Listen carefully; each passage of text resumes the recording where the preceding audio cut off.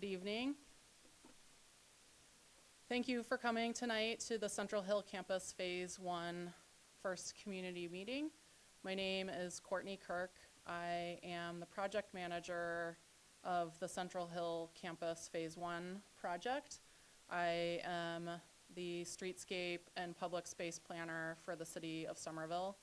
I'm a licensed landscape architect, a Somerville resident, a Ward 3 resident.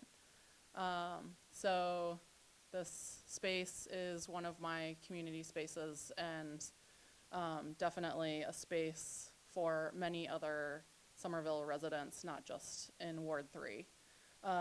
As we have people in the room tonight, I wanted to make sure to introduce Councillor Ben Ewan Campen from Ward 3 here tonight.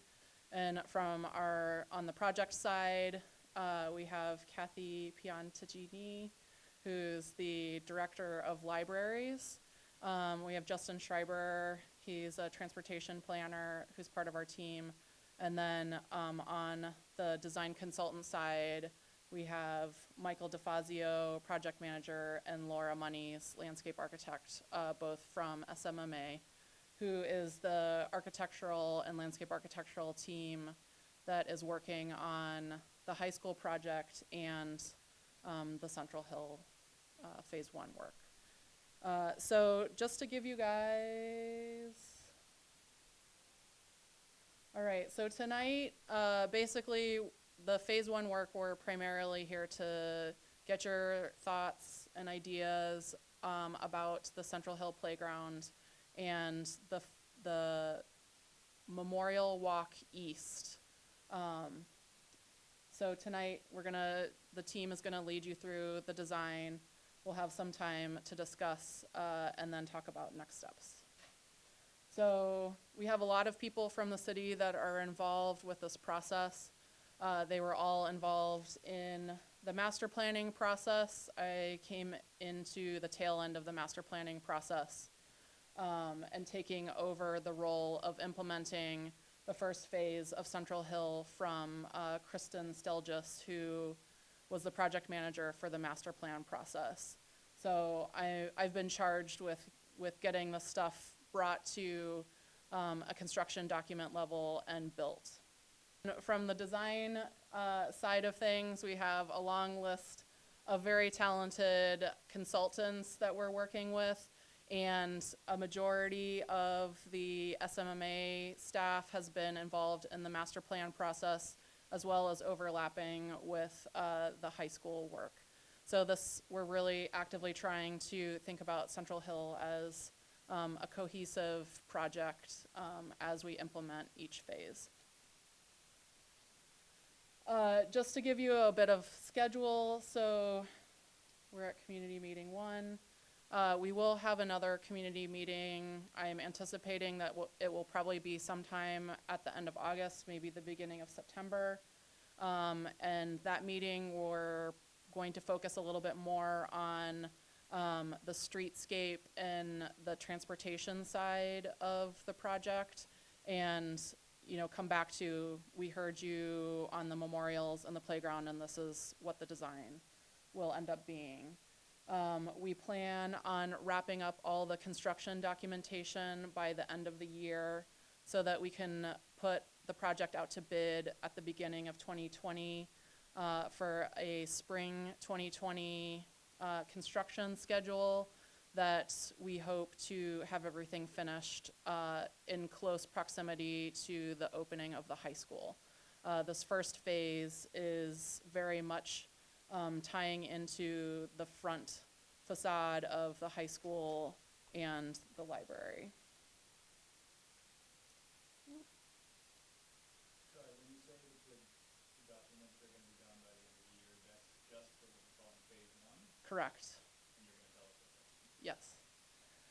So the master plan process,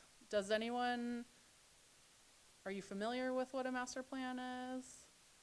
So if you're not, a master plan is basically a big idea. It's, I sort of see it as a skeleton to help the city start to determine priorities, plan construction, plan financing, the Central Hill block is a very large block, and it just can't be done magically all at once. So we sort of have to chip away at it bit by bit. So the phase 1 piece is this area in front of the library going to Walnut Street along Highland, and then where the civic concourse will begin, and parts of the high school that we're tying in with the piece scope of work. So the piece that we're detailing and getting to a construction level is the playground, Memorial Walk East. This is Memorial Walk West. And these pieces of the remainder of the Central Hill campus will be implemented, and the design will be further detailed as we plan out the schedule for the 1895 renovation and the City Hall renovation. Ben, that's fine. So just two of my really big priorities are the intersection of Walnut and Highland, which we learned in the city council is one of the most dangerous intersections in the city. The senior building right there and the library and high school. So is that part of phase 1? I think that this phase is something that we are going to be looking closer at. The master plan really targeted these pedestrian mid-block crossings and looking at the bus route, which we'll sort of revisit some of that during the design process. But basically, when we have a master plan, any other piece we can sort of start to snap up. But if we can definitely start to look a little closer at the Walnut Highland intersection. We were going to include the Walnut Medford Street intersection and these two mid-block crossings, because we see these as all vital pieces to sort of a safe routes to school situation, so that people using the bus can safely get to the high school, and people coming from East Somerville and West Somerville students can walk to the high school. So I'm fully on board with all that. I would just say that, every time that I've asked for more safety infrastructure at that intersection, I'm told, yeah, we're doing the whole project. Okay. So if the project gets done and that's not fixed, that would not be fixed. Okay, noted. So basically, if you're wondering why this piece of the Central Hill is not getting detailed further at this moment, basically when we think about the renovation of these two buildings, we sort of want to leave a little bit of space that if construction materials come in, they have a space to lay down construction materials. And so we don't want to build something really nice and then have someone start to stack up a bunch of construction materials and sort of mess it up. So that's sort of our thinking behind leaving this whole thought process and design detailing process as one chunk of information separate from this phase 1 piece. In additional phases, the master plan also included an addition at the back of the library. That's another piece that when the renovation of the library starts to become a clearer picture in the schedule, the side piece of the landscape will be affiliated with that project. So basically the master planning process really took the high school finished product as the beginning step. So we started there, and then as we're layering in information from the Gilman Square planning process and the GLX station and the community path, we also have a Central Hill parking study that's ongoing. These are all items that we're collecting information as we move along in the design process to inform the right decisions. When we were going through the community master plan process, the big ideas and most repetitive themes that we heard were that residents really wanted us to maintain the existing trees, maintain existing parking, be respectful with the placement of the war memorials. And other themes that emerged were safer street crossings, being mindful about accessibility. We have a lot of slope challenges to deal with, bicycle safety, and enhanced green infrastructure.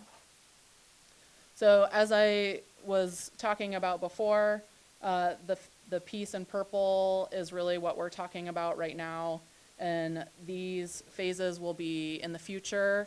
So there will be future meetings, probably a year out at least, to talk about some of the Central Campus West.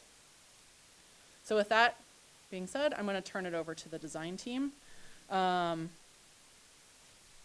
you all for coming. I know summer is precious, so thank you. Hi, as Courtney said, thank you for being here. So I'm going to review some of our design progress for the piece of campus that Courtney was just talking about. So here is an updated plan showing a little bit more detail. We've started to really study more intimately the playground spaces, the war memorial spaces, the streetscape, and we're trying to show some of these ideas tonight and hopefully get your feedback. So let us know if we're headed in the right direction, or maybe you can help us out with some ideas or thoughts. So again, looking at developing a playground, and we'll talk more about that. We will have some plaza space associated with the library. We're looking at a couple of drop-off spots here to assist with, in particular during the day when we have toddler drop-off or accessibility drop-off, book drop, some deliveries and that type of thing.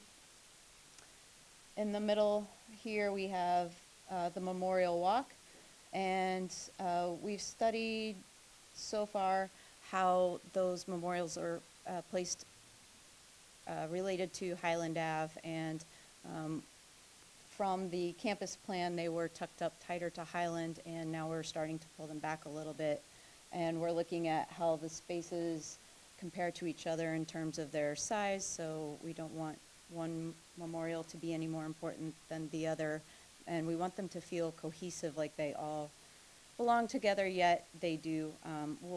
Obviously we're existing memorials, so they will have their own unique character as well. Additionally, from the campus plan, we were looking at relocating the honor roll to the center here as basically a centerpiece for the campus. Since then, in between design phase and the campus planning phase, the Veterans Commission decided to reinterpret this a little bit as a memorial to war eras and to Gold Star service members. So this is a space that we will be working with the Veterans Commission and the city, and I don't know, do you want to speak to that at all? So, and the honor roll, basically, Brian Bishop, the Veterans Affairs Director, really would like the honor roll to become a digital installation at most likely their new office space that is hopefully in the 1895 building renovation, but that it can be more of an interactive piece. There's a lot of records. They want to make sure that they don't miss anyone, so they can digitally make sure that they're including everyone, and sort of as we have interns do research projects on different people. So if you had someone from Somerville in your family that was involved in the Civil War, you could come to the computer system and look up their name and some more information about them. So Brian really wants that to be a more interactive piece of his future office, and that the space outside really becomes more of a collective gathering space for all veterans. So this space would serve as a plaza to host many of the memorial events and ceremonies that are held on the Central Hill campus. So I'm going to break this down and look through each part a little more closely and show some imagery related to each type of space. So first we'll start with the library and playground area. This was a snippet from the campus plan. As Courtney mentioned, this area is not included in the first phase of design. It will come along with in the future with the renovation and expansion of the library. So we're really looking at this green space here, the play area, some plaza space here. We're looking at the campus gateway from the Walnut side. And I'll get to, actually we'll save that for later. And along with that, some streetscape. And again, always accessibility. This is probably the least challenging side of campus, and it still has its own challenges. So from the campus plan, we identified that there are events that take place currently and probably other ideas for future events such as movie nights, probably little book fairs and those types of activities that happen in front of the library. So we want to look at how we can make that space more accommodating for those types of events and work with the natural topography here. So an enlargement of the space, it's a little bit more detail. You can start to see some pavement variations and markings to begin to identify a streetscape along Highland. In the play area, oops, I knew I was going to do that. In the play area, we have some seating areas for parents. There is approximately 5 feet of grade change across this area, which might seem surprising. We'll get more to that. It sets up nicely with maintaining these existing trees here to work around and create a little quiet play area for children who might want to be away from crazier action. We have a lower level entry and a upper level entry and an accessible route to connect you down, and there will be some other routes, perhaps a stair for a quicker transition within the play space. We have some bicycle parking, and we're looking at a couple of spots here and here for stroller parking so that the strollers don't get brought into the play space where they could become a hazard. So here are a couple of spots where it was desired by the library to have drop-off because we know there's more parking now and it's not going to be there. So we still want to be able to provide access and easy drop-offs for, again, the toddlers that come over during the day. Perhaps somebody needs to stop by and just drop their book and go. Deliveries, we know that's going to be a challenge with the high school project, that deliveries used to be able to come in and come out that way, and that's now a dead end, so not all of the delivery trucks may be able to get through, so we are providing an opportunity for some deliveries to happen here. And then in front of the library, we will have some plaza space, cafe tables, some seating like that if you want to come out with your book, have a cup of coffee. And to the side here, a teen hangout area, because we know there's the teen center inside, and obviously next to the high school, we want to be able to provide them a space of their own so they're not hanging on the play equipment, and they have a space that feels like their own. So we took a look at several playgrounds in Somerville to see what's working and how we can incorporate those best ideas here. So these are a couple of playgrounds. Kremen Playground is a quite small playground, but it has so much going on there and so many opportunities. There's some small grade changes here that give us some clues about how to manage that. and just looking at the types of play equipment to see what we might want for the Central Hill Playground. Some interesting features at Winter Hill. Well, there's a couple playgrounds that have this. It's an interactive app that you can download on your phone, and you can choose games, so that might be an interesting feature to incorporate here. Also at Winter Hill and at Chucky Harris Park,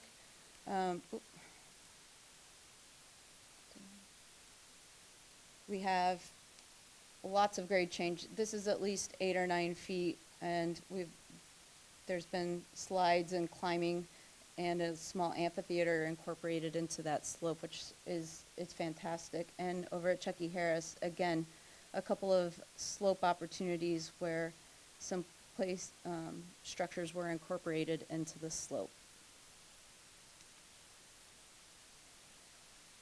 Some interesting on the left ways that existing trees were incorporated into the play spaces, because we will have that challenge as well. How do we incorporate these existing trees without damaging them during construction and as children play around them?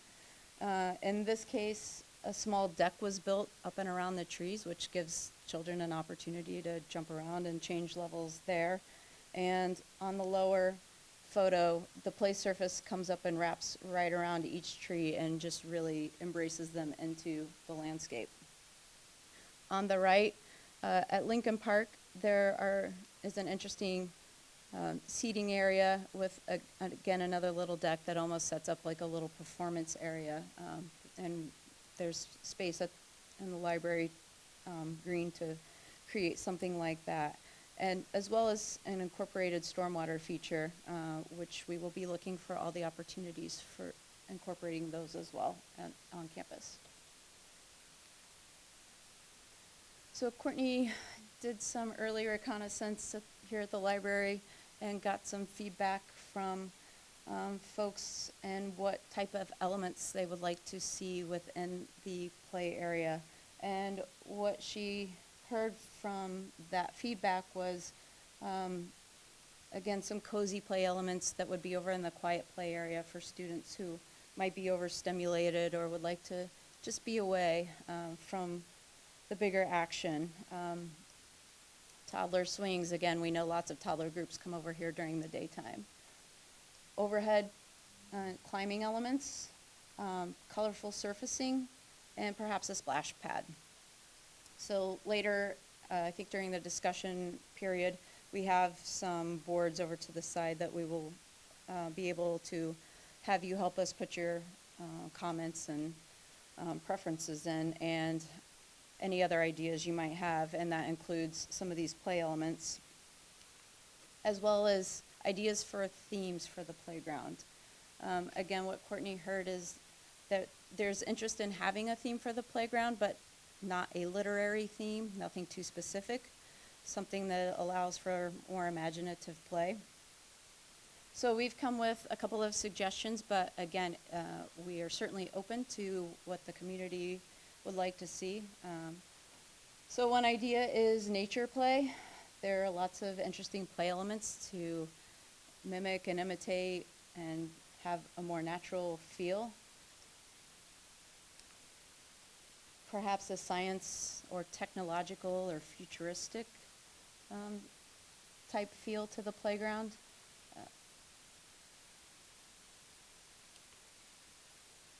Abstract artistic. I mean, we could probably go all day with various themes, but again, these are just a couple of suggestions, and we certainly welcome the community to weigh in on preferences or suggest other themes. So moving to the Memorial Walk, the campus plan, again, we worked very closely with the Veterans Commission on monuments and memorials, and it was determined that the monuments and memorials that were going to stay, and in one case, World War I memorial is coming up from Union Square, will be placed in chronological order. So we had the order reversed originally, and it got reversed to this order so that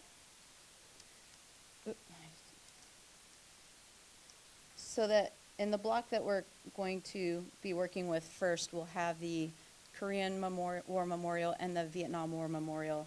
And that is because we have the most veterans currently living, and we want them to, and their families, to be able to visit these memorials sooner. So overall, we have the Civil War Memorial and war cannons, which will be down toward City Hall eventually. Number 2 is actually the Unitarian Memorial, and that will go as closely located as its original spot as we can. 3 is the Spanish War and Philippine and China Memorial that's currently out in front of the library here. Number 4 is the World War I Memorial that will come up from Union Square, and adjacent to it will be the Doughboy Monument that's currently in front of City Hall. Number 6, as I mentioned, originally in the campus plan was going to be the honor roll, will now be the memorial to war eras and Gold Star service members. 7 will be the Korean War Memorial. 8, the Vietnam War Memorial. And we left some space for future memorials that to be determined.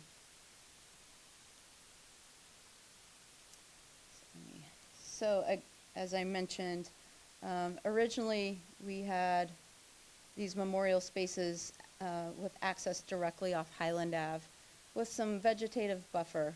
But as we continued to study the space, and we determined with the Veterans Commission that it was more preferable to have the memorials access off of an interior path instead of directly off Highland. This is to help give more of a buffer and more green space in between. And what we've done at this point is, again, I mentioned, we want to give each memorial its space, its own space, but we want there to be a cohesive feel with materials and the sizes of the space, et cetera, so that when it's all complete, it will feel like they were all meant to be together across campus. So to the right, you can see pictures of the Korean Memorial and the Vietnam War Memorial, and this is actually a photo because we don't have photos of the benches that originally went with the Vietnam War Memorial, but those will be restored and returned with the memorial and when it's finally located. Off of this block, we do have a mid-block crossing here. I'll mention that in the campus planning process, we worked with Tool Design, who are a transportation consultant, and they did a lot of the studies, and they study multi-modal transit for the campus plan, and one of those things was with the pedestrian crossings. So they will be on board in this phase as well to detail out and study those areas and make sure that they are detailed properly.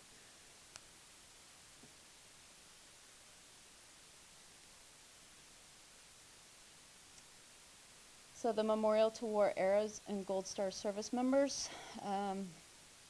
This is a space that we're just beginning to look at. We have to put our thinking caps back on and really understand how this space wants to be designed for the new purpose that it's intended. So to the right is some imagery to show how memorials can be incorporated into plaza spaces. Since we don't have a current monument or a statue or something, we can really open up our minds and be creative about what this space wants to be and incorporate the memorial into the plaza itself. So again, there is another mid-block crossing that aligns directly into this plaza space and online with the War Memorial Building. From here, there is accessible routes up both sides. You can come in to a lower level. There's stairs to either side, And from the walkways, you can enter to the secondary level. It's accessible all the way across. And the accessible routes take you up into the school on either side. And all the way across this way is accessible as well. There will be 6 flagpoles located in the plaza, one for each branch of the service and the American flag. Those are at the upper level, again, for accessibility purposes. And then there are some seat height steps here for folks to sit on during a ceremony if that's taking place. Just starting to look at some of the streetscape ideas and elements that we'll be including. Again, we have a lot of existing trees on Highland, which we are going to be looking at very, very closely to make sure that we are giving as much space and to be able to keep as many of those trees as possible. But we will be incorporating different ideas. Again, you can kind of see some different colors, variations here in the pavement. So we'll be looking at colors and materials of that. We will be looking, again, to incorporate stormwater features. I think we have a couple opportunities, at least in this block, here and here, to incorporate those. And maintaining existing trees through here. So those will be vegetated buffers that help break down the space and define it a little. We will be using this is the light fixture from the high school project, and I believe this is its street counterpart that we will be maintaining those standards throughout the campus design. And taking a look at some different seating elements that can be incorporated either into the play space, along the streetscape, and perhaps into the memorial spaces, if appropriate. So just to show you from the campus plan, this is a snapshot of the stormwater system. Everything on this side was developed as part of the high school project. So these are all the ways to capture the rainwater, green roof, rainwater harvesting, porous pavement, and some underground detention system, and so that's all flowing down toward the streetscape. So our opportunity to add rain gardens and down toward Highland is just one more opportunity for that water to get into the ground instead of going into the stormwater system. As I mentioned, our consultant tool design from the campus plan studied multimodal transit. So they were looking at vehicular access, public transportation, bicycles, pedestrian crossings. And they studied all these topics, the access, traffic calming. They looked at the grades, the community path, potential changes in the street patterns, and the bus stops. So if you want to see the campus plan, it goes into more depth. But I just wanted to show you how they went from the big picture and worked their way in.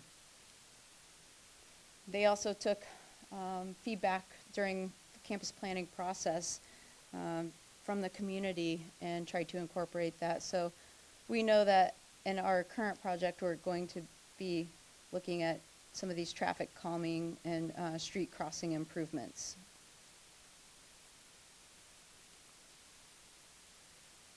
Again, from the campus plan, these were their suggested new crossings and crossing improvements.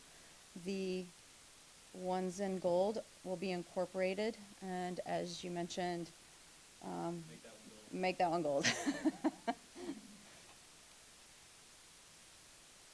So again, just looking at a couple of the details that they'll be incorporating, we have the rapid flashing beacon that will be incorporated here in front of the plaza of the Memorial to War eras. Curb extensions at near the library and high school entrance.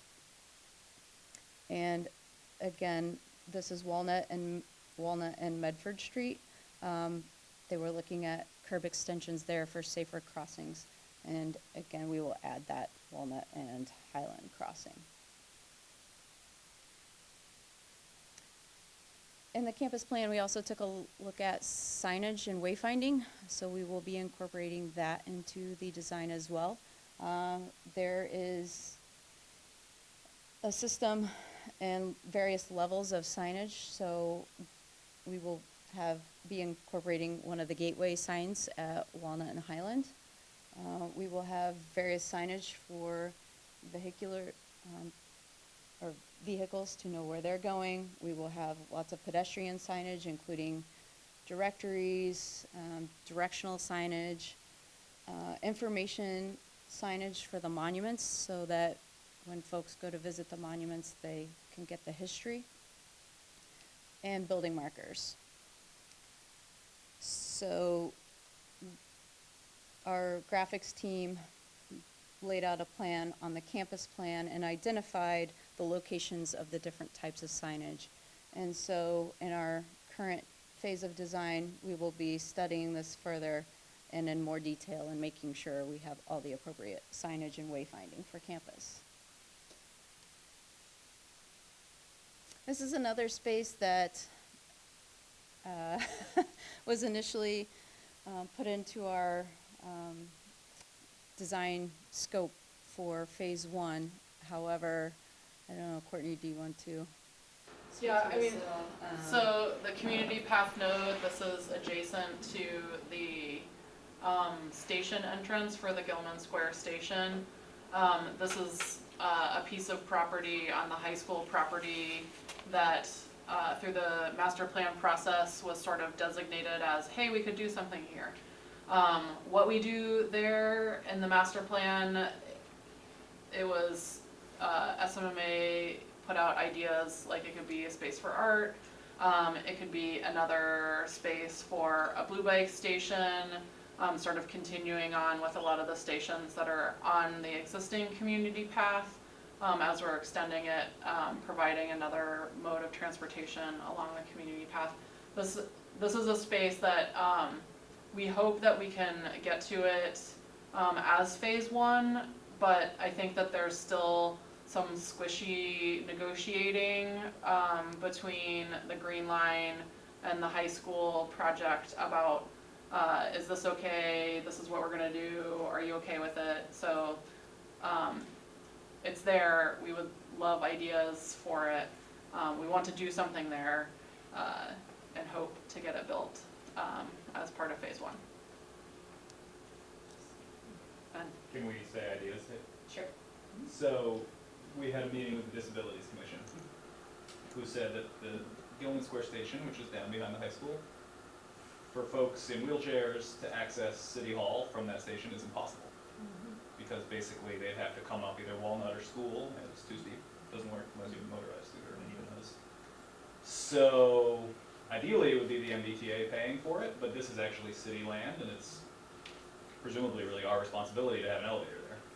So, at this stage of planning, I mean, all I want to say is don't do anything that precludes an elevator. Right. That would be. I know that Courtney's aware of this. Yeah, we are. Thanks. So, yeah, but we are happy to start hearing ideas for programming for this space, and as Courtney said, hopefully be able to incorporate it into this phase of the design.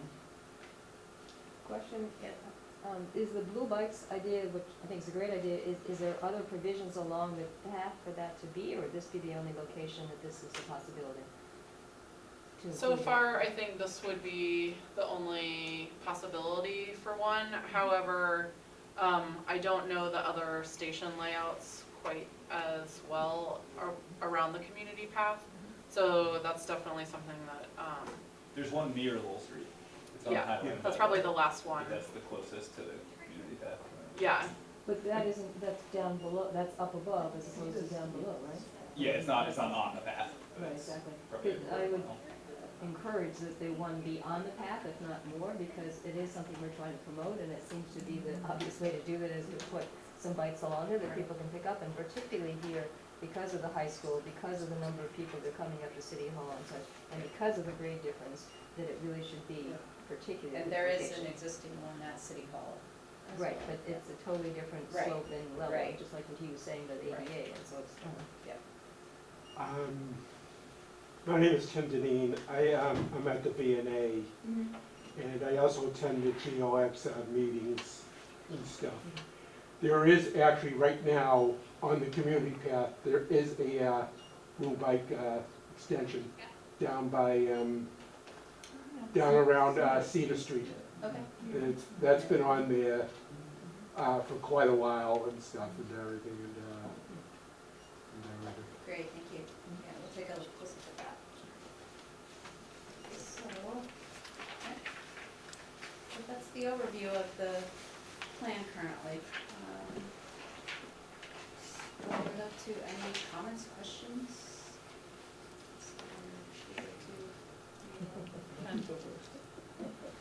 So I have a question, I don't mean to, anyways. So, Yeah. I have a question basically about how broken up the green space looks to me. Okay. So, first of all, great presentation, thank you Thank for all you. the work, it looks like, I mean, I appreciate how much thought is going into this. So, you know, when I look at this, it's basically 3 separate green spaces that have these like looping pavements around them. I'm sure that there is a logic to it, but it seems to me that if you could push all the green space together, you could have the same amount of parking and drop-off space, but the green space, you know, if you wanted to walk the entire thing, you wouldn't have to cross 3 streets, or, you know, entrances. So part of this, we probably should have clarified, in particular, these 3 blocks here, at least this half of the block all the way across, was originally master planned by the high school project. And so part of what happened there was an acceptance of the accessible pathways. And the only way to achieve those basically is in this crossing manner. So that's where that really came from. It was set up by the high school master plan process, and so we took what was there and expanded upon it and tried to extend it all the way from Walnut up to School Street, if that makes sense. I think there was also the historic photos of Central Hill campus had a lot of the same sort of gesturing where there was, you know, an opportunity to sort of drive up or ride up or whatever mode of transportation they were using at the time, with this more, I guess, rounding pathway across the campus as like a promenade. Maybe I'm misunderstanding, I think we might be talking about different things, maybe. I'm not talking about the shapes of the paths. Okay. Sorry. Do you wanna point? So again, I mean, maybe I'm just misunderstanding something, but these. Oh, So each of the green spaces is like, if you wanted to walk from here to here, you'd have to cross 3 driveways, which in general the city discourages. So, you know, if this was pushed this way and this was pushed this way, or something like that. yeah. It'd be one big green space with just as much space to So park and drive. again, those drop-off loops were established by the high school master plan project. We probably should have included that for reference. So the high school project already had established this loop. So we were really working, our designers really working the green spaces in between these loops. So that's inviolable, that part is set. Yeah. Yeah. I think, hopefully there will be some materiality across everything that will make it look a little more pedestrian friendly than, the color shifting that is shown right here.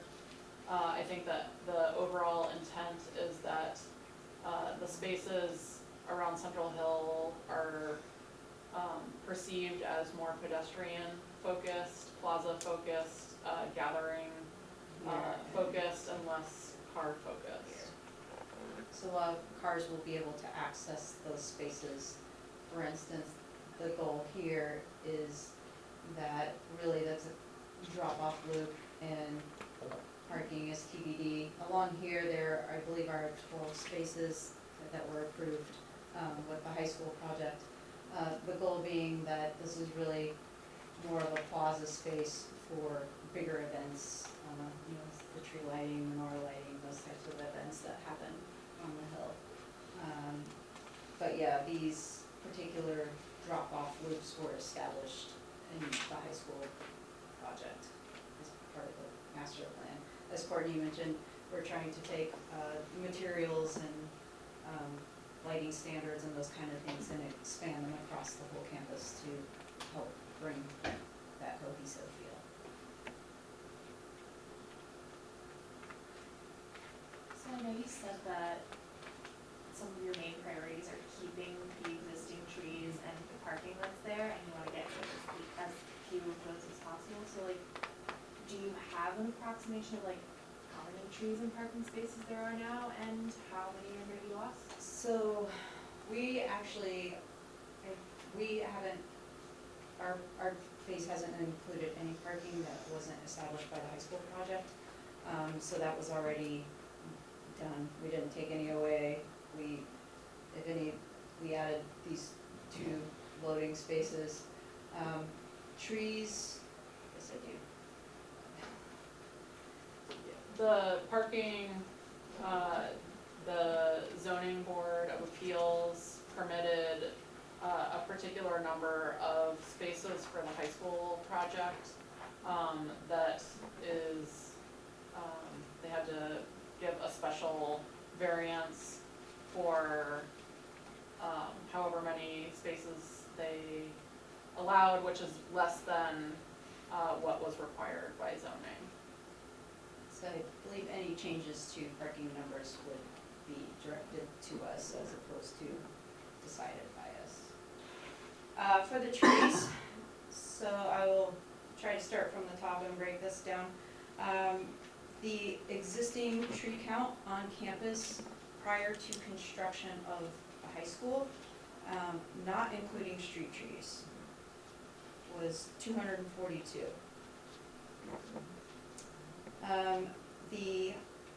Within the high school scope,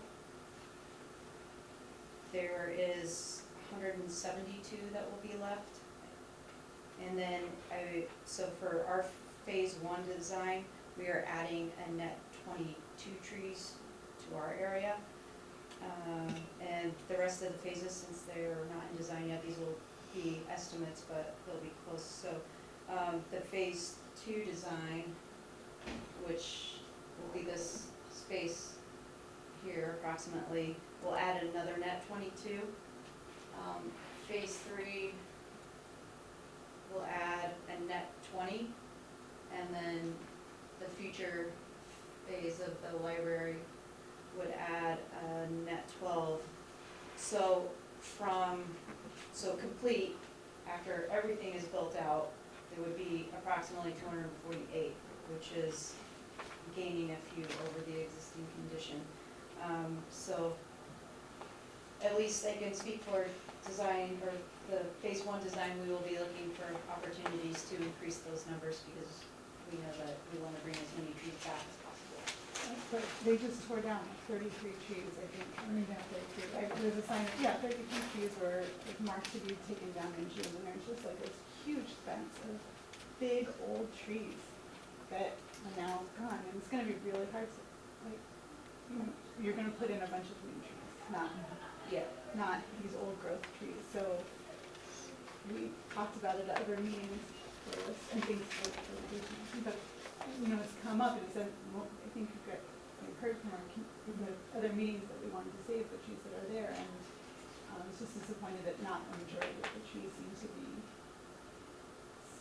still standing in this whole, like that whole area right outside of, where the playground is right now. And then maybe that's under the high school area instead of your, would that be considered? So You're talking about this area here? No, where the playground is right now. High school over concourse here. and the high school. Yeah, Right, over here. like, there's still, like, at least a few, I mean, Yeah. I'm happy to see that the trees that are right on Highland are still there, but it's shocking to see how that just all got torn Yeah. down. And just what's the process of determining which trees really, I mean, some of them, of course, were not huge old trees and large bushes and stuff, but how do they go about deciding like which ones can we keep? And adding on to that, what's the caliper tree that you'll be doing the replantings? Because typically they're quite small, like that's you saying, or is there a way to compensate for that and actually going for a higher caliper tree so that it grows faster and has more to offer to begin with? We will look to see what our budget can afford. Right, so then Bring how in- can you save as many trees as possible so that you don't Yeah. have to replace? Absolutely. So in the area you're talking about, looking at our current design, so this is for your, Yeah, that's where the current down I don't, so those trees are already, they're gone. they're gone. Yeah, Yeah, so like, that's- what's keeping more from coming down? So- So I thought a lot of them had already come down, and then there was like a new posting of these, all of these trees are gonna be coming down. So during the high school building project, their community process, they did have tree hearings, for all the trees that the high school building project removed. And the high school building project is being executed in 3 phases, where, at the tree hearings, the community asked for the trees to be in place until the very last minute. So that's probably why you're seeing some removals that have just happened and they were approved, probably at least a year ago. But I think people forget that the removals were approved as part of the high school project, and I think that there will be another phase of removals that happen as they get to the back and the phase 3 where the athletic field is going. So I think of the existing, when I say existing, I mean, as Courtney mentioned, our existing condition is what would allegedly be the finished high school product. So that means those trees are already gone. So in this particular block, we aren't removing any more trees that would have not been, from the high school project. So how far does the high school project go? So you guys have, like, does the high school project go from that parking lot area? It's, Or back? so there's not necessarily a clear line, that they overlap a bit. Because the high school is removing a lot of things from this area, but we are coming back and designing that area, so it's not, here's the line, high school campus plan. And so it's not necessarily the easiest answer. I think, and this side, we're removing 1, and then there's 2 here. And on this side, there's 1 right here in the middle. That we'll be removing. It's a very small number, and I'm working the design from the campus plan, I've looked and recaptured a couple more, so I'm looking very closely at trying to get them all. Hi. I'm Ben Algart, live on School Street. I wanted to thank you about speaking to preserving as many trees as you can and plants and everything. And I had a couple other comments. One was on the plaza that is going to be used for the memorial to war eras. One of the questions I had, I know that there are lots of different functions going into one space, that things are not clearly demarcated, but my understanding is that the high school is going to use that as the area in front of the plaza or behind the plaza as an egress, where it's currently not available as an egress. Is that, do you know if that's correct? I'm not sure, but I will definitely. Okay. look I into that. only ask because Yeah, I hear you. if they're high schoolers coming and Sure. going and they're there every day or 3/4 of the school year, some are going to be there over the summer, if they really like high school, so we should probably celebrate that if we can, they might choose to use that space in a way that perhaps people who are really eager to see respected might not appreciate. And I think that that is kind of setting up kind of a conflict that is probably not well suited for our central municipal space in the city. So obviously, like, making any changes to a plaza like that is a pretty big deal if it's currently in the works, but I just want to send caution out there because that seems particularly challenging. Thank you. Yeah, we have a lot of studying to do on that plaza still. So we'll talk to our architecture team and find out if that was supposed to be a main egress, as you're saying. And if so, then, we'll visit with Brian and his team and figure out. I'm also not a high schooler, so I haven't done the studies with them to figure out where they're actually congregating. They're clearly, We're hoping to send them Yeah, to the We hear library. that a lot of them come to the library, in front of the library, so. I'm sure some will. And the only question is, what about the others? They do actually. They all. Oh, yeah, we get a lot of foot traffic. They don't Oh. just all go in that Yeah, direction. yeah, but I'm saying if there's a nice, beautiful plaza, I mean, it looks spectacular, that it might receive other uses. The other comment was for the community node. I know that, well, I know that you talked about programming in particular, and that sounds lovely. I also know that right now, the state is doing a pretty poor job of actually accommodating traffic along the community path itself. And so, for instance, 10 feet wide path and not 14, which is recommended by the state, according to guidelines for multi-use paths. It's going to be a major entrance to the station itself. So not that you need help doing your job, but like, I think sightlines are going to be really important. I think perhaps having setbacks so that overflow, pedestrian, and bike traffic can be accommodated into the activity space is going to be really important too, which is both not really helpful for figuring out what that activity space should be, but I think they'll have to be also. It's a great thing to keep on mind. I want to thank you for your presentation, and I'm sorry I was a little late, so I might have missed it. I had a couple of questions and a couple of comments.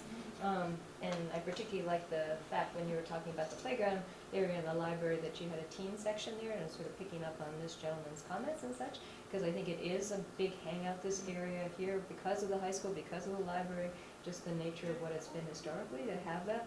And so I was going to suggest that the playground area really should have something in there that relates to teens. And one thing in particular that I know this site is used for a lot is parkour. And that is something that you can incorporate into any kind of a design to make it appeal to all ages, not just teens, but it's something that their type of equipment for that, and they use it anyway for that. And so if you incorporate it into the design, it's less likely that they're using the memorial sites or some of the other objects around there in order to for that. The high school also did incorporate these little nodes right here along Medford Street, are small parkour spaces. So, yeah, they'll be there as well. But in the playground area or in the section in front of the library, because that's a lot of where it's used right now in the building and such, so that it can be incorporated in there, that would sort of take them away potentially from maybe the memorial site. Speaking of memorial, it's great that you actually had some future space provided for there, because I think we need to be thinking ahead, long term, and we hopefully won't need it, but there's always something that seems to come up, and so it's good to hear you even put that into the plan. Yeah, I think there's been some feedback to have Iraq, Afghanistan memorial at some point. Right, and unfortunately there might be even others beyond that we don't know about, but but thinking ahead and providing that space is good plan. Also want to applaud you for keeping the existing trees as much as possible, to pick up on this woman's comments. I think it's really, really important to do that, because not only is that the right thing to do, but also because of the size of them and the shade that they offer. And one of the things about that playground and such that is currently, or was currently there, that was used so much, which made it difficult, is there wasn't a lot of shade. Right. And that made it much less appealing for parents to bring their kids there and spend any time. So it's just an obvious thing that the more existing trees you can keep, and the budget being what it isn't, that do whatever we possibly can to keep as many as possible. Related to that, I think you made it, you said, if I understood it correctly, that you were gonna put things hardscape around a lot of the trees in order to extend them within the, Sorry, no, that was, in one case, it was actually the play surfacing, and that was done over at the Winter Hill Right. community, and I believe that's fairly porous and it's soft, so there wouldn't be any like hard compaction around the trees there. And on the same playground at the upper level, they had built a deck around some of the trees again, that would, prevent any further compaction to the soils around. So we'll look at different options about how to be creative around those trees and help preserve them. right, that's great. And I want to say, to applaud that and reinforce that that's a great thing to do, because a lot of times you save the existing tree, but then the way in which it's planted is just not gonna have a long-term survival rate as it is. So, and then also just for the playground area, it has so many different users there. I mean, all the way from the daycare providers that come there, all the way up to the high schools I was mentioning. So I would hope that you'd have different types of equipment there other than just the kind of basic, slides and such. And so you've obviously been looking at other sites we've done in the city, and generally very well.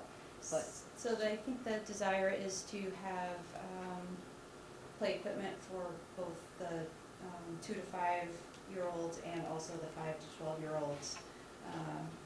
And additionally, there's the early education play area, which during the school year wouldn't be available during the daytime, but after hours and on weekends is also available for the 2 to 5-year-olds.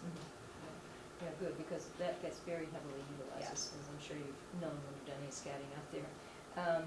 The community path, I already said, I think having, even if it is a second one, as this gentleman said, there's already one on Cedar Street, that's a fairly long distance. Yeah. And I think if people are gonna use that as a pickup spot to go into Boston, because ultimately that's what it's being planned for, Yeah. that's a great location, and to plan for it now to have enough space for community pickup, bicycles, whether they're blue bikes or whatever they turn out to be, it makes a lot of sense. And also at that level, that in fact, you can just be along the path, say, oh, there's a bike, I can use that to go downtown, Right. rather than something else.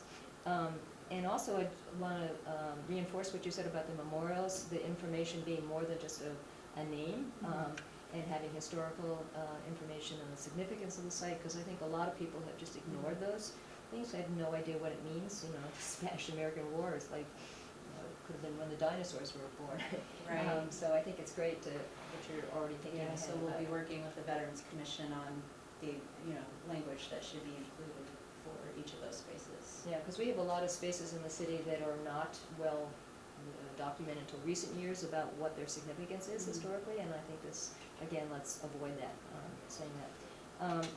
I'm also not clear about the parking, and I know this is kind of a bugaboo for planners to talk about, but I am one that thinks that parking is important to have for people of different ages to be there, and people that have young children, more than one especially, and older people that are not that able to walk and such, cannot get to this very civically oriented site unless there's going to be some parking. And so I'm not totally clear, and I'm sorry from the drawings that I came in late, that you said that the high school plan had actually accommodated or set forth how many parking spaces would be there, and then for the library, is there a loss of a lot of spaces there, as I've heard before, and particularly at the library, which is always oversubscribed and could potentially be even more so as it is now? Those parking spaces are going away, but again, that's all happening under the high school project. So this particular design scope isn't taking away any parking spaces that weren't already That weren't already taken. taken. And we have heard comments, about drop-offs and accessibility. So what we were able to do, again, was create 2 loading spots there for drop-offs, for book return, quick in and outs. Additionally, there is one accessible space at this end. We can explore the opportunity. I don't know, it probably needs to be at this end for the school entrance, but we will also be looking at putting signs at this point for a couple of accessible spots, with this being the accessible route to the library. So But we have drop-off- it in mind. Drop-offs are, you can't drop off a 6-year-old child and then move on. So drop-offs doesn't really accommodate that at all. I'm Well- thinking more about the users of that area, which includes parents of the kids, as well as people that are, want to take advantage of being up there, at the high school and at the library to come in and work on their computers or do whatever the things that both of those kind of users offer. And we're expanding upon that, and that's wonderful, but, to take away a lot of that parking spaces. And I know this isn't part of your mandate, but I guess I want to just I know. publicly acknowledge that I think that's something that really ought to be thought more deeply about, so I'll just Thank leave you it for at that. saying that. I Hmm? really appreciate it. It's great for maybe and I also worry because the library has somebody that comes up from the various libraries and drops off books and things, and it's not a 5-minute thing all the times, so the drop-off space, maybe they can sit there for 20 minutes while they do that or pick up and such, but there's so many users of these area that, and we're trying to make it so that this is civic space that's really more broadly defined and such, and wonderful, but, of course, with the 1895 building, and that's another, piece there, so I just really think we need to think long-term. Yeah, A lot of people don't just ride bicycles and don't walk every place, Right. and a lot of the user groups specifically that come to the civic center of the city are in that category. And so Courtney did mention at the beginning, there are other parking and traffic studies going on that are addressing all of these things. We are not in a position to make those decisions, but those decisions would be directed to us and we would accommodate whatever. Is it the zoning folks, or who do we like, if we wanted to, who's is it Ernie? A Central Who is it that Hill is doing- parking study I mean, I've heard about it. They have a meeting August 15th. Is it here? It's gonna get that woodchuck. And that's the public meeting. It's not parking, that's right there. Okay, sorry. There's one last thing I just wanted to say is that, and maybe 2 things actually, is access to the Gilman Square station. I've heard, and I'm not seeing it clearly on the site here, but where is the access when you're up here to The get down there? access Is is, it? the access is gonna be right on School Street, right at, So yeah, going Right, to but School if you're, Street. say if Yeah, you're, right on the bridge with, the temporary, So this is the community. yeah, the path is, but, right on the bridge where the temporary, walkway is, the cage, that's coming out next year. And and they're gonna be developing a whole sidewalk there. And the entrance is gonna be up at street level on School Street, right connected to the bridge. so halfway up the hill, basically, Yeah. what you're saying? Yeah. So if you're on Highland Avenue, closer to the library, which is what we've been talking about, you'd have to walk down Highland But Avenue? also, Is there there's no gonna way be there's gonna be also an entrance, on the community path. yeah, There will so be if you were at the library, you can go You can actually go down to the, to Medford Street and, and Medford touch to the the- community path, and then there's an entrance on the community path. And just for context, right now, the 2 entrances are better accommodating for the municipal area than all of the, I'll say, East Somerville area. So the people who are really disenfranchised and who generally don't have access to a lot of city services are not being helped out by the entrances. Well, I was thinking about it in terms of the slopage and the grade differences there and such, and that's what makes it problematic. Plus, it's going to be a highly utilized transit stop because of the high school being there and all the civic events and such will be going there, that we're encouraging people to use.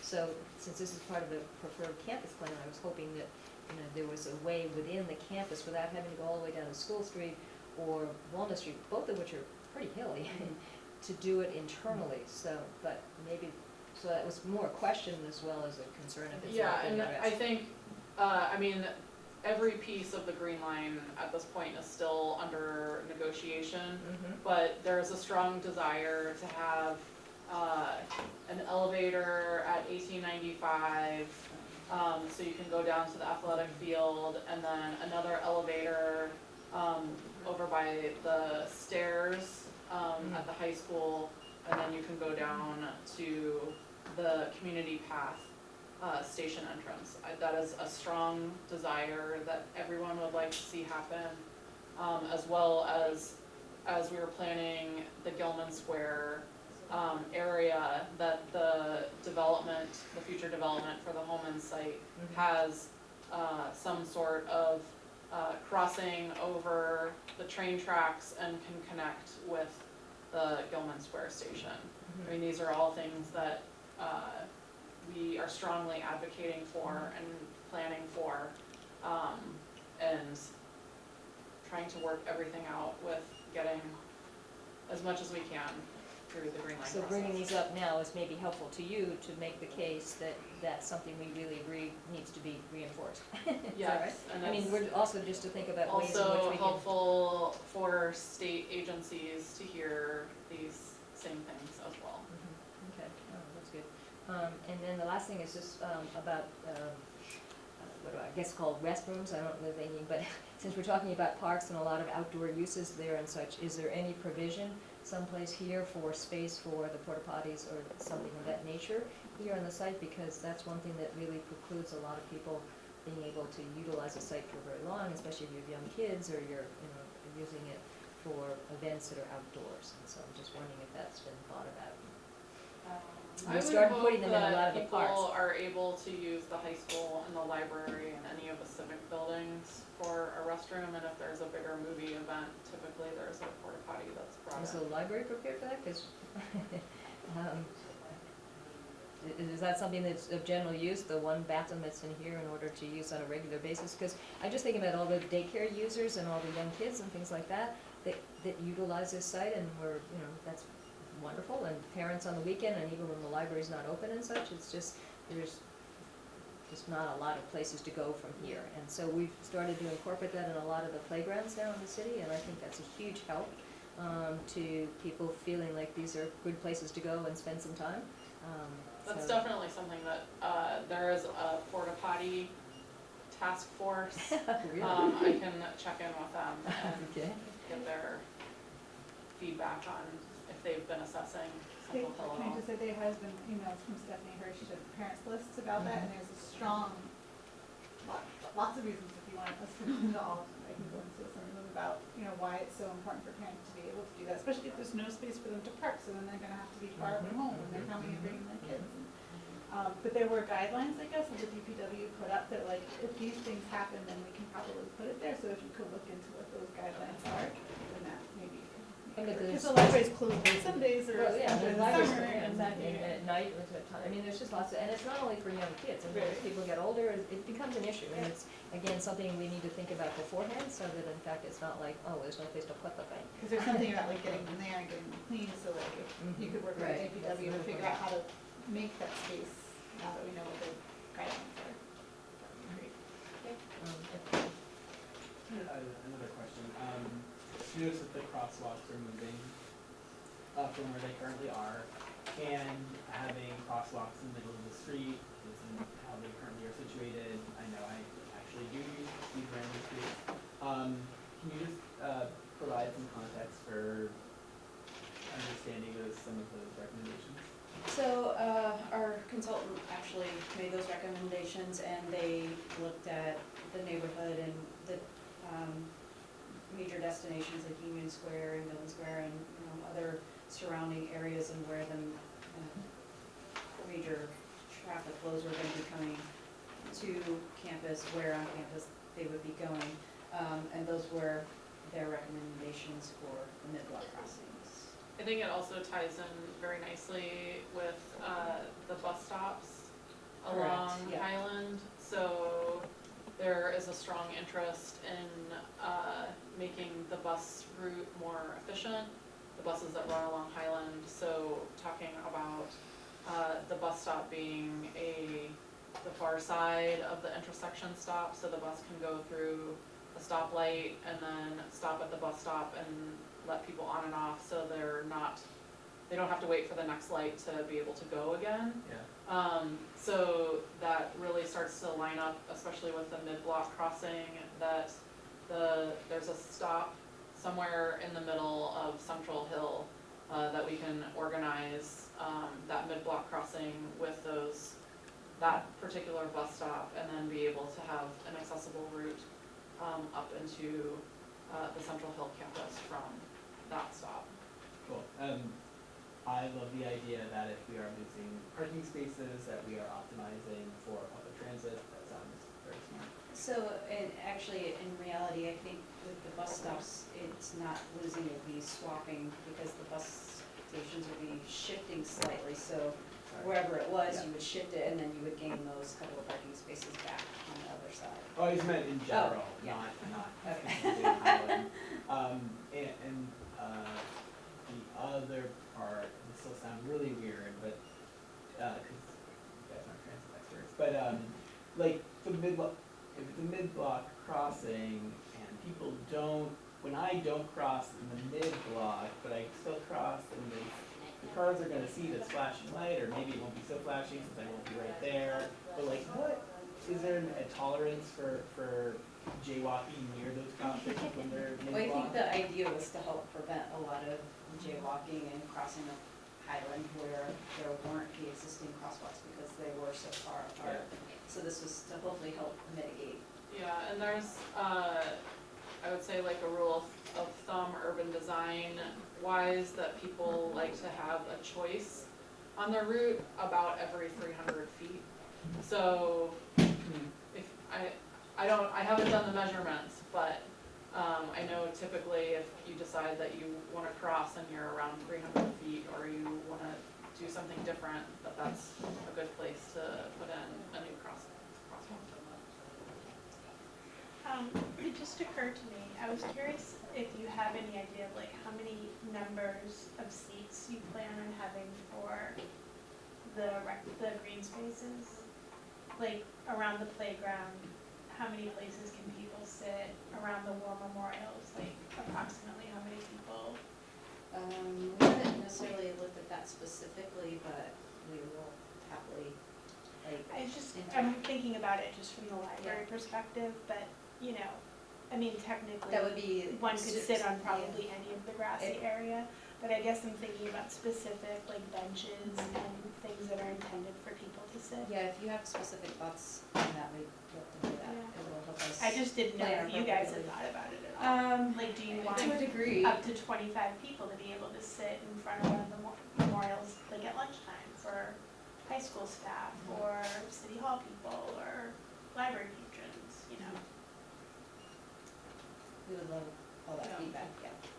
Just to add on to that, one thing I was thinking about, there's been some discussion about the library thinking about having a cafe inside, because most newer libraries often are doing that and such, and I know that's another whole project and such, but you might think about it as having more seating out by the library, because that is a place that ultimately might, even if they don't serve the coffee inside, that people bring it there, but it's a nice space and on the playground there and such. So it's an area that definitely could use some seating beyond just sitting on the Yeah, grass. and so, again, we will be looking at that type of space in front here. Mhm. And then with the renovation, there would be additional closet space for that type of thing. Is Wi-Fi also something that's gonna be provided for in the site area? That's the same. Has that been thought about? I know I it's think that's an interesting idea. yeah, it's been battled around or batted around for some time, and so now's the time that you can do that kind of stuff and not the expense that it is retrofitting. So you might think about, especially with a library there and, Mhm. in the high school, I mean, you Yeah. know, for people working, I mean, what was trying to be created here is make this indoor-outdoor space during Right. certain seasons of the year and such. And so the more we can think about the amenities that you want outside as well as inside, the better off we'll be. Thank you. Like at the quiet park area. you move to the playground yeah. slide?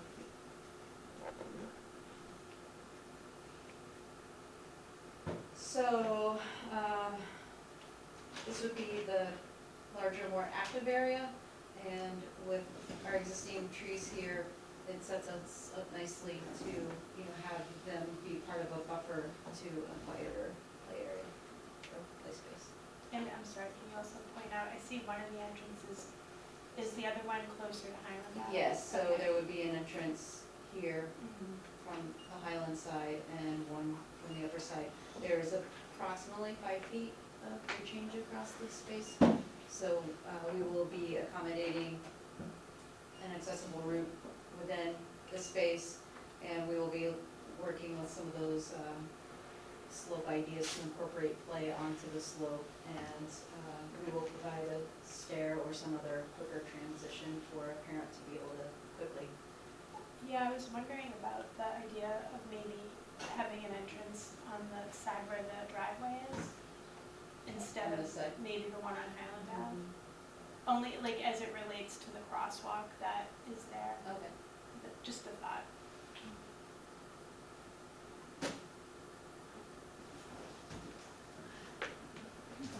But if you go back to one of the maps of the street, like the whole street, so, yeah, so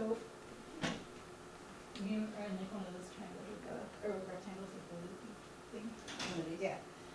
I think right now they're pretty, because a whole, like a little jump up for my dog. Jumps up on it. So how are you getting, are those gonna be accessible from the Highland for people to get, like if These here? they needed a ramp, is it gonna be a ramp up or? Here? Yeah. I think there, no, they walk down, maybe that's further down. Are you thinking of the small wall? Yeah, it's like a little Yeah, wall so that that's doesn't like- even begin until That's down not a- here. So that's the further Yeah. down. So those aren't No, there's, the next. this'll be just grade right down to the walkway. But good to know that for future thought. Yeah. Great, so are there any final questions? We do have one more thing for you guys. We have some images for the playgrounds and some sticky notes. It would be fantastic if you could throw a sticky note on your favorite theme, or if there's some pens there, if you wanna write anything, if something's great, you can write great.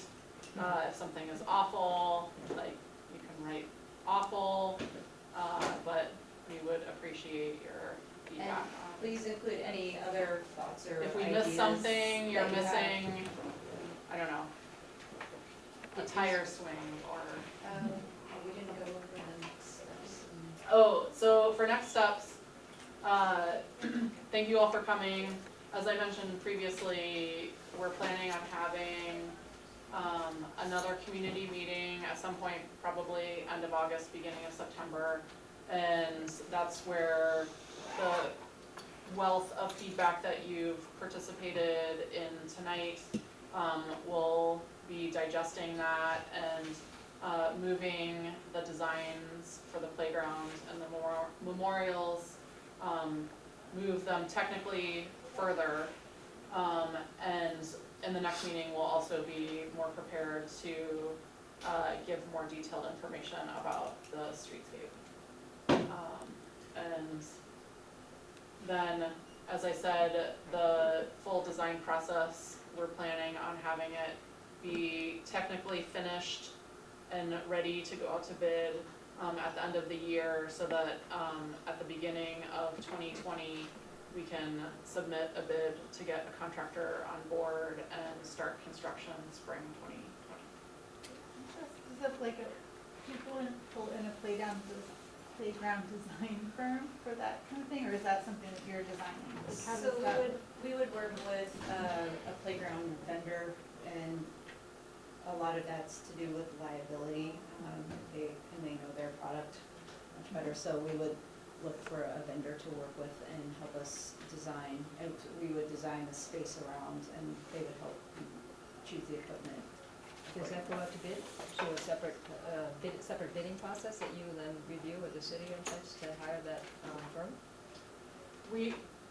So as part of this Central Hill Phase 1 design team includes, playground, CPSI certification, we have Tool, the Streetscape, or the Transportation Planner, we have the SMA, Oh, yeah, Civil. BCA, who's a consultant for the memorial restorations and things like So in that. other words, those people have already been identified to be part of this, but they have a special area of expertise in that, whatever that subject area is. Yeah. So I think that's, I'm gonna ask another question about the pavement. Is that already been thought about, or is that a detail that hasn't even gotten into the pavement along this whole strip here? It's still, The Highland yeah, Avenue sidewalk or the other? Highland Avenue. We are working through the details of that, but, you know, our typical sidewalks are mostly concrete. I think as we're thinking about green infrastructure, that we can start to think about permeable pavement in certain areas, or if we're utilizing, things like, infiltration basins. But those are the pieces that we need to get a little bit more detailed on, that we can update you at our next meeting. It'd be nice if we could think about doing it in a way that sort of identifies this as a special area that you're entering into, like you often do when you go into a square, in some squares at least. You know, like brick sidewalks and things, or in this case, I know brick sidewalks are controversial, and I won't delve into that right now, but even changing the color of the paving material as well as the paving or the design on it, that extends all the way from School Street to Walnut Street might be a nice gesture and nod to the fact that this is a special area. that's the idea. Great. Let me just read. But we don't have specific, I we haven't understand. made specific Just determinations want on to get it in the exact record. numbers. But yeah, the overall idea is that there would be some sort of element that would carry through all the way from Walnut to school. On the sidewalk part, as opposed Yes. to, okay, great, great.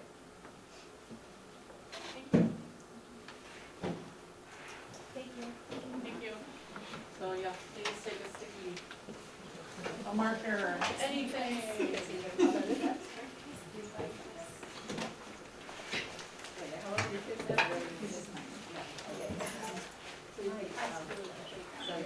It's gonna be. So how are the kids doing with the grandkids? How are the grandkids?